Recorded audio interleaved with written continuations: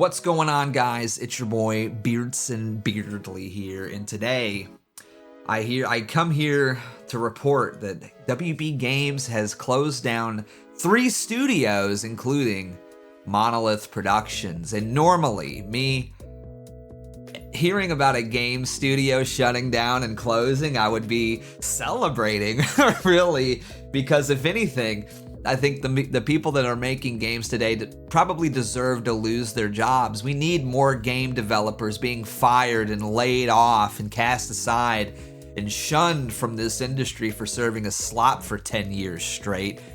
But this one kind of sucks, to be honest with you, Monolith. And that's part of the reason why I wanted to make this video, because we got to pour one out for Monolith Productions. These people have made what I would consider probably some of the best first-person shooters ever made. And of course, things like probably what most people know them for, the Shadow of War and Shadow of Mordor games, which introduced the legendary Nemesis system, which is unfortunately copyrighted and patented and cannot be used in any other game. And seems like now it's probably going to die alongside Monolith Productions, which is very unfortunate because it was a really cool system. This idea that there would be enemies in a game that would remember you and remember the things that they would do to you or that you would do to them, that it was very dynamic and very cool, and I'd really never seen anything else like it in a video game before, and I think there was probably a ton of games that could benefit from a system like that, but unfortunately, I don't think we'll ever see it again until, 2036? I think that's when the patent ends on that system. Very unfortunate. The other tragedy with Monolith Productions closing down is, in addition to making games like Fear 1 and 2, they also made probably, personally, one of my favorite game series of all time, and that is No One Lives Forever. No One Lives Forever being a sort of Austin Powers, James Bond, first-person shooter series with excellent writing, very fun gameplay, and just a unique style and aesthetic that I don't think that you've really seen in any other games. And the tragedy is, these games are not available on modern PCs. You cannot buy these games on Steam. You cannot buy these games on GOG. They are not playable on operating systems above Windows 7, maybe. And they're just completely unplayable. The only way I was even able to capture the footage of the first No One Lives Forever that you'll see here in this video is that I own a copy of the PS2 version of No One Lives Forever. And admittedly, that's kind of an inferior version, which kind of sucks, but that's the only way that I can play the game legally. Now, I do think that somebody is, there may not be a website that you can go to download copies of the game that have been fan patched to work on modern systems, but I would pay money for these games. No One Lives Forever 1 and 2 were incredible. I have very fond memories of playing these games back in the day. I love them. I genuinely love them. I love the setting, the characters, everything about them. I think that they still hold up today and could go toe-to-toe with any single-player first-person shooter that's out right now. And now we'll probably never see those games being modernized for new systems, and it sucks. And the reason for all of these closures is because WB Games has completely run themselves into the ground with this sort of focus on live service games. You look at Gotham Knights, which was a tragedy, an attempt to cash in on the goodwill of the Arkham series that Rocksteady had made, which we'll get to them in a minute. And it was terrible. It was absolutely awful. To try to turn the Arkham games into this sort of multiplayer live action, live service game just didn't translate. Nobody liked it, and it failed miserably.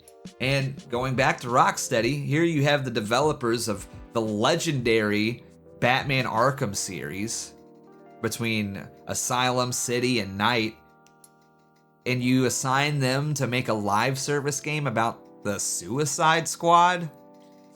What are we doing here? I mean, I feel like this sort of trend of trying to capitalize on the success of Fortnite and try to, I don't know, it's like the Fortniteification of the games industry where, Obviously, Fortnite, a huge hit, billions of dollars being made, but to try to apply that to every single genre, to every single game series, has been a disaster. I mean, look at Sony and Naughty Dog.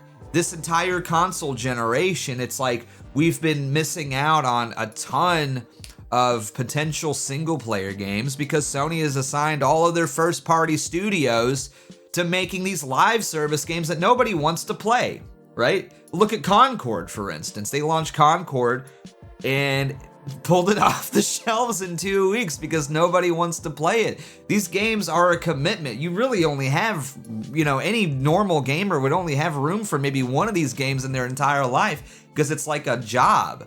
You're required to log in. Don't miss the limited time event. Don't miss out on this skin. Don't miss out on the battle pass that you had already paid for and lose all the content. It sucks. I don't think any gamer really enjoys this model. It's just, that's the most efficient way for these corporate suits to milk us out of our cash. And instead of just focusing on making good games that people want to play, they want to focus on maximizing your time, your eyeballs being attached to that screen and making the bars fill up just so they can milk you out of a little cash for a $20 skin. Give me a break. And so now we're losing out on a ton of great games because corporate greed and also DEI too. I mean, look at what they did to, was it Mr. Frost or whatever his name is in Suicide Squad? Like, what the hell is this? And then, like, it's just, it's pitiful. It's a pitiful cash in. But regardless, it sucks to see what's happening to this games industry. And while I do think that a lot of these studios need to be closed, Monolith is one that does not bring me any joy to report that these people have lost their jobs because they were an incredible studio that made legendary games. You can just look at their catalog and I guarantee you there's a game in there that you've probably played and loved. And to see them get shut down is a travesty. Now, thankfully, at the very least, they apparently were forced to make a Wonder Woman game, which I'm sure was probably going to be a live service game. And it looks like, at the very least, that won't see the light of day and their name won't be tarnished and ran through the mud too much, especially after what happened with Shadow of War and the forced microtransactions that I'm sure WB Games made them put into the game, where essentially the only way that you could beat the game and get the real ending was to buy in-game currency, which they later thankfully patched out of the game, but was a total disaster and really hurt them in a big way. I remember I loved the first Shadow of Mordor game and thought it was great, but I had heard the reviews and the controversy with the DLC. I just avoided it. But now maybe I should go back and play it because those issues have been fixed, thankfully. But it's just a shame, man. These people don't know what... Gamers just want to have fun, man. Like, we don't really care about skins. I don't care about, like, gay, black, trans characters. Can I just have a nice single player game where I play as like a white guy for once? That would be nice. It would be refreshing, but it seems to not be the case. And now WB is going to be focusing, I think, solely on making Harry Potter, Mortal Kombat, and comic book slop. That's all that they're going to make now. No unique or original titles.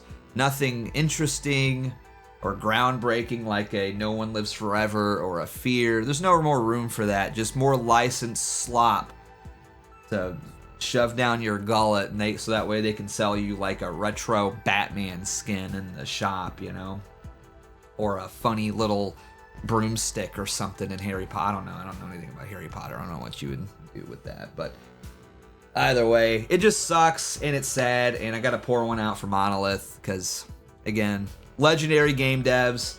Just at the very least, can they still please give us a No One Lives Forever 1 and 2 port? I don't even care about the Jack game. You can leave that one out. I don't care. Just give us No One Lives Forever 1 and 2, please, because I think everybody needs to play those games. They're fantastic. Maybe I'll do a long-form review on these games later on down the road. I was actually playing it just to capture footage for this video, and I was just like, damn, this game is so much fun, and I'm probably gonna just keep playing it after I finish recording and uploading this, because it's that damn good. But anyways, I digress. RIP Monolith Studios. Say no to live service games. Give us single player games. That's all we want.